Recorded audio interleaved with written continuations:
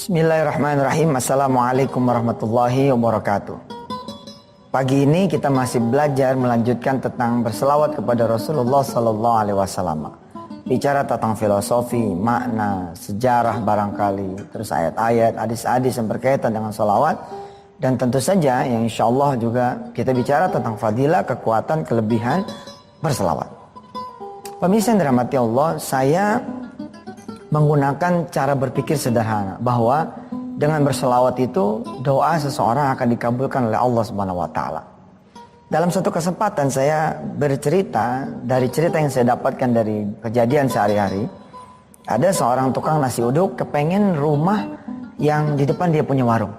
Enak banget, dia bilang sama Allah nih, kalau rumah itu ya Allah bisa jadi punya saya.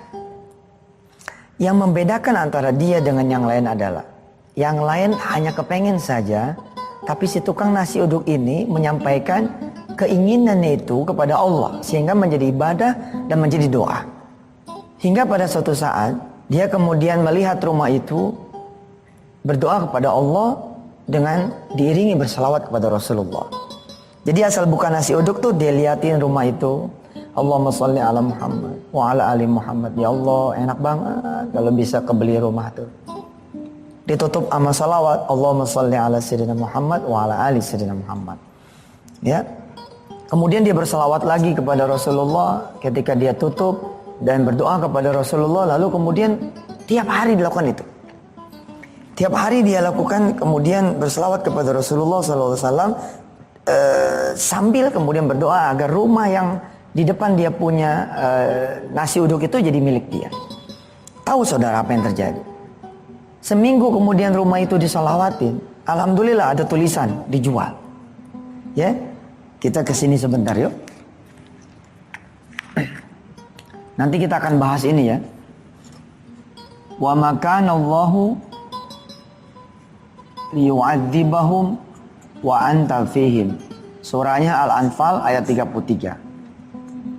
Nanti pemirsa ya siap-siap buka Al-Quran, buka surah Al-Anfal ayat 33. Kita bahas ayat ini. Tapi sebagai merefresh ya. Dari kajian-kajian yang kemarin ya, salawat ini adalah pengantar yang baik, pendorong yang baik. Buat apa? Buat doa. Jadi anggap saja ya, ini langit begitu. Ini doa kita. Kalau seseorang hanya berdoa, ya, seperti si ibu tadi berdoa, ya Allah enak banget kalau rumah itu bisa jadi rumah saya. Maka doa ini bisa jadi dia akan lambat naiknya ke langit. Tapi kalau dia sebelum berdoa ditambah dulu dengan salawat, komposisinya seperti ini pemirsa, salawat, doa, lalu ditutup lagi dengan salawat, maka salawat yang pertama ini akan narik ya, akan narik doa ini ke atas. Lalu salawat yang berikutnya dia akan mendorong doa ini ke langit. Subhanallah ya. Di dalam buku saya ceritakan tentang salawat ya. Nah ini berselawat kepada Nabi ya. Ini Masya Allah ini. Jadi ini ilmu murah dan wajib banget kemudian kita lakukan, kita laksanakan. Karena kalau kita kemudian sudah pakai ilmu salawat ini di dalam keseharian kita, maka kita akan mendapati bahwa duit menjadi tidak penting. Pertolongan manusia juga apalagi. Kita udah gak butuh deh sama cerita duit. Maaf ya, bukan berarti kita benar-benar gak butuh. Maksudnya, kita tidak lagi bergantung sama duit karena kita bisa mencapai keinginan kita, hajat kita. Salah satu dengan wasilah salawat. Si ibu ini berdoa terus kepada Allah Subhanahu wa taala dengan berselawat kepada Rasulullah. Hasilnya apa? Rumah itu kemudian ada tulisannya, yakni dijual. Ini kemajuan kan? Tadinya nggak ada tulisan dijual, sekarang ada tulisan dijual. Melihat ada tulisan dijual, dikencengin lagi sama dia sholawatnya. Tadinya baca cuma 1 kali, tutupnya juga 1 kali. Sekarang dia embat 10 kali, tutupnya juga 10 kali. Didawamin lagi 1 minggu berturut-turut sama dia. Asal buka salawat di pagi hari, tutup salawat lagi 10 kali, buka lagi 10 kali, tutup 10 kali. Alhamdulillah pemirsa, subhanallah, ini Masya Allah nih kisah. Ini rumah kemudian kebeli. Ini rumah kebeli sama orang lain. Kebeli sama orang lain. Wajar nggak? Kebeli sama orang lain wajar? Iya wajar. Orang dia nanya juga enggak. Apalagi ngasih DP, ngasih tanda jadi, enggak, wajar aja kalau kemudian orang lain yang membeli rumah ini. Tapi sebagai doa, saudara, ini doa sedang naik ke atas. Sedang naik ke atas. Bedanya si ibu dengan kita berhenti bersalawat, kita berhenti berdoa. Tapi si ibu ini tidak berhenti berselawat dan tidak berhenti berdoa. Bagaimana kemudian kisah selanjutnya? Dan apa yang terjadi, ya, apa yang dimaksud, apa yang kita pahami nanti dari ayat 33 surah Al-Anfal. Tetap bersama Ustaz Yusuf Mansur, jangan kemana-mana.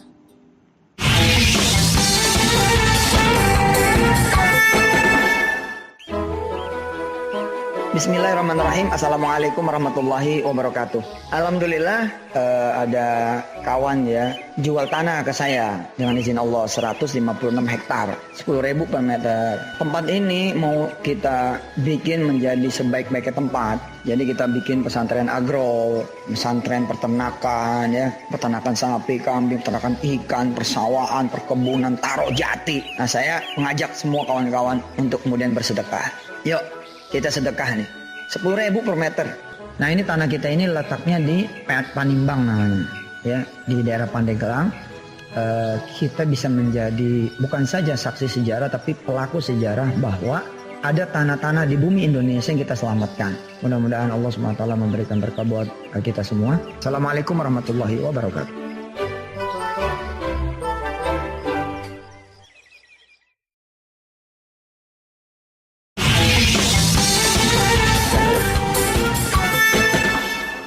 Alhamdulillah pemirsa, masih bersama Yusuf Mansur di acara kesayangan kita Wisata Hati Antv. Kita doain ya para kameramen yang belum menikah, mudah-mudahan segera menikah, punya jodohnya. Yang belum punya anak, mudah-mudahan bisa segera memiliki anak keturunan.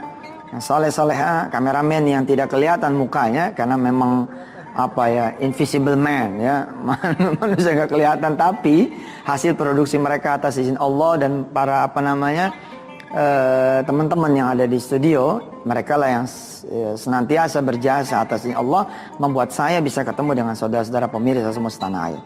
Dan insya Allah mudah-mudahan ya kameramen yang pada rajin, dia pada ikutin ngaji, bukan cuma sekedar apa melaksanakan tugasnya, mudah-mudahan juga Allah berikan pahala bagi pemirsa apa dari pemirsa semua yang berselawat, mereka semua insya Allah dapat pahalanya.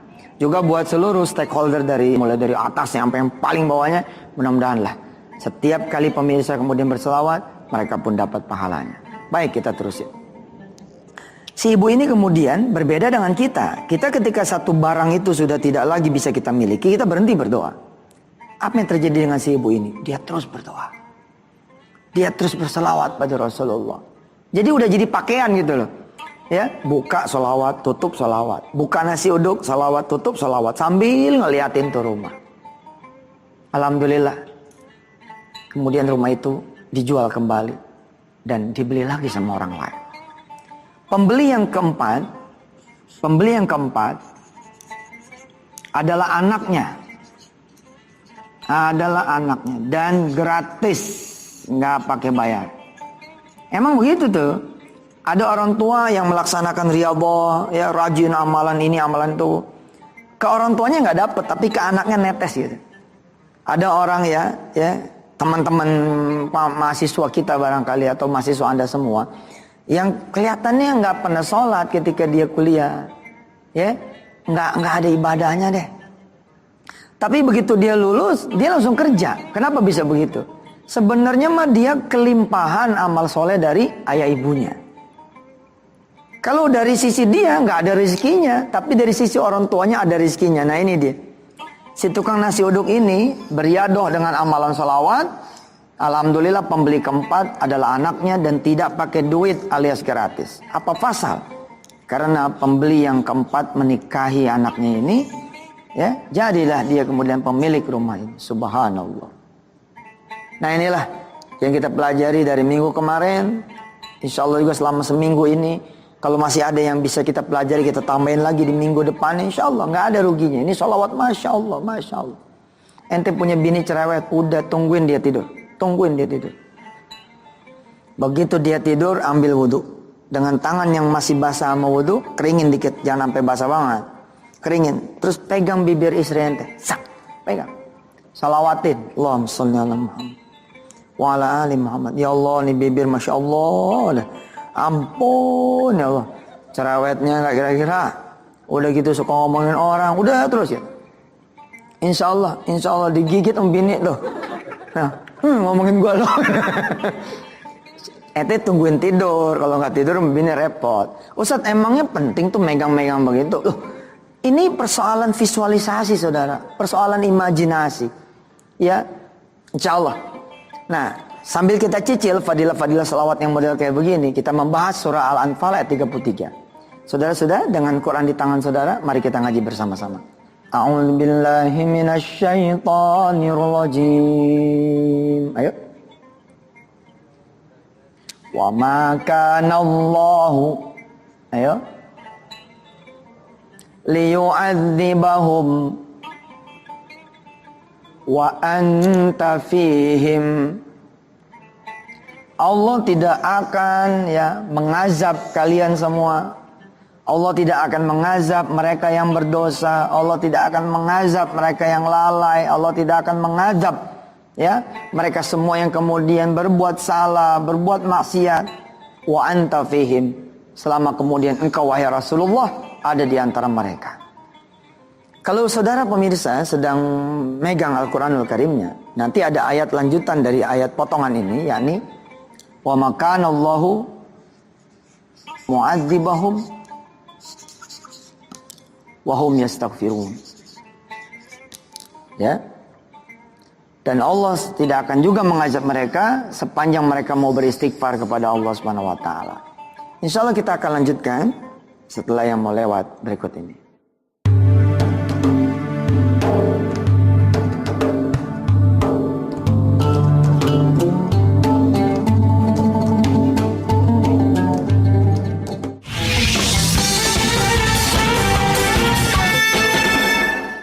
Antum asyaddu khalqan amis sama, wahai orang-orang kafir, wahai orang-orang yang tidak beriman kepadaku, ketahuilah, apakah penciptaan langit ini lebih sulit dari penciptaanmu? Di hari kiamat nanti kita diingatkan atas apa yang kita pernah lakukan, apa yang pernah kita ucapkan, apa yang pernah kita tulis. Disebutkan oleh Allah Subhanahu wa taala, di hari kiamat nanti manusia itu berterbangan seperti kapas. Buku catatan tersebut disimpan oleh Allah Subhanahu wa taala. Begitu manusia meninggal, buku catatannya disimpan oleh Allah. Orang yang baik dengan tangan kanan, yang buruk dari tangan kiri atau dari punggungnya. Ini hasil kerja.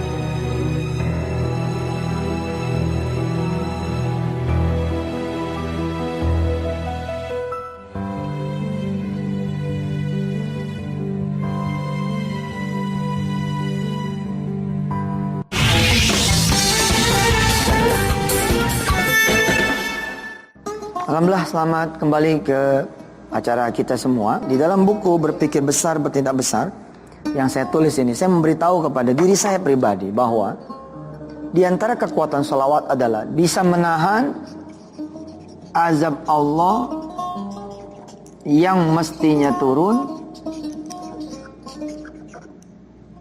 menjadi tidak turun. Ini adalah statement dari Allah yang mengirimkan azab loh, bukan statement kita. Kalau Anda bilang begini ya, wah enak banget dong orang berbuat jahat, agak jadi dihukum. Lah memang enak, makanya lu tobat. Dikasih enak lu gak mau.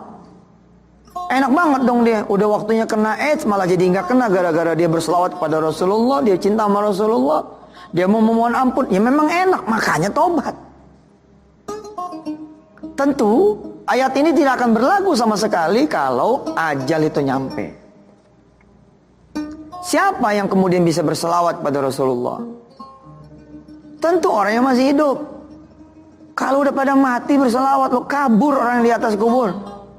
Ini di dalam kubur nih. Nih di sini nih. Tiba-tiba orang yang di sini di dalam berselawat, didengar sama yang di atas. Yang di atas kabur ngibrit. Kita yang masih hidup yang bisa berselawat. Apa sih yang sekarang menjadi azab buat saudara semua? Azab kecil tuh begini ya. Kan ada azab besar toh. Ada azab kecil. Ada azab sedang-sedang gitu. Azab yang kira-kira bagi Allah tuh kayak anak kecil disentil sama orang tua. Gitu. Kontrakan lah pakai nggak kebayar. Ya? Kontrakan yang kira-kira 500.000 begitu. Pakai nggak ya, dia datang ke yang punya kontrakan, Bu, saya ada 50.000, boleh nggak saya tinggal di terasnya aja, nggak pakai ke dalam deh. Kata si ibu, nggak ada, nggak terima. Ya, kita nggak bisa bayar nih kontrakan, ini kan sebenarnya azab kecil loh. Kenapa sih sampai ente nggak ketemu bahkan buat bayar kontrakan, angsuran motor ya, nggak ketemu, udah 2-3 bulan.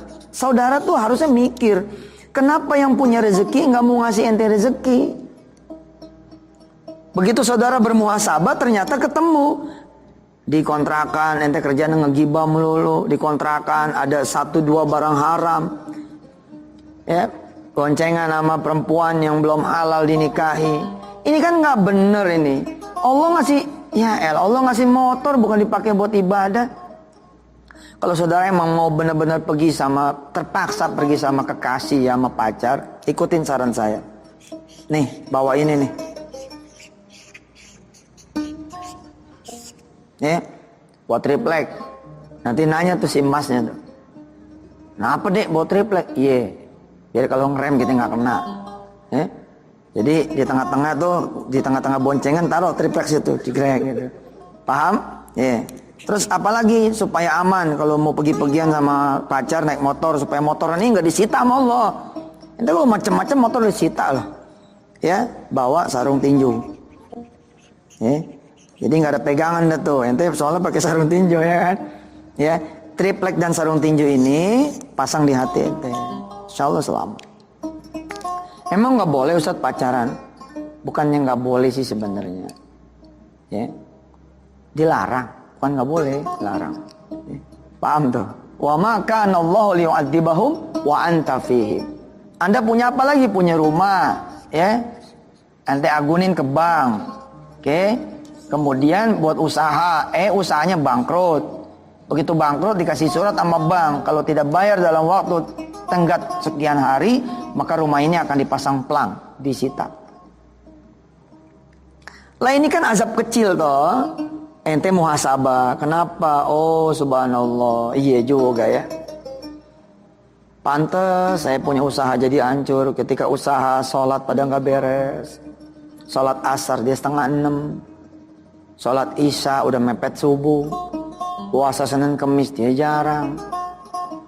Nah ketika kemudian dia sudah menyadari, dia bemperin sama sholawat, nggak jadi nih. Ustadz, apa cuman sholawat wa anta fihimnya? Apa nggak terlalu mengerdilkan Rasulullah urusan cuman sholawat? Bos, makanya ngaji kan nggak cuman hari ini, masih ada besok. Jangan pada suuzon dulu. Serius tuh, ngajarnya sholawat begitu, ini tenang aja dulu, kalem, ngaji aja bendeng. Insya Allah besok kita akan dalemin nih, maksudnya wa anta fihim apa saja. Apakah berhenti hanya di urusan kita cuman berselawat kepada Rasulullah? Lalu apa makna sholawat? Bila mana sholawat dimaksudkan adalah give and support. Bila mana sholawat itu dimaksudkan sebagai give and support, pemberian dan dukungan, kepada siapa? Kepada Nabi besar Muhammad sallallahu alaihi. Lalu apa maksudnya? Wa anta fihim. Insyaallah tetap ya bersama Yusuf Mansur besok. Jangan kemana-mana. Insyaallah mudah-mudahan Allah panjangin umur kita besok, kita bisa bertemu kembali. Allahumma sholli ala sayyidina Muhammad wa ala ali sayyidina Muhammad. Barangkali ya Allah di antara pemirsa yang saat ini hadir, ada yang usahanya lagi mau nyungsep ya Rabb. Mudah-mudahan dia mau berselawat kepada Rasulmu, lalu usahanya naik lagi. Ada yang kemudian jabatannya, karirnya, pekerjaan udah mau dicabut atau bahkan sudah dicabut. Tapi dengan dia berselawat bagi yang baru, kasih yang baru. Kasih dia jalan buat rezekinya yang benar-benar lagi fresh, bersih, lebih banyak. Mudah-mudahan semua pemirsa mencintai salawat lebih lagi daripada sebelum kita bahas pada pagi hari ini. Wassallallahu ala sayyidina Muhammad wa ala alihi. Alhamdulillah rabbil alamin. Makasih. Wassalamualaikum warahmatullahi wabarakatuh.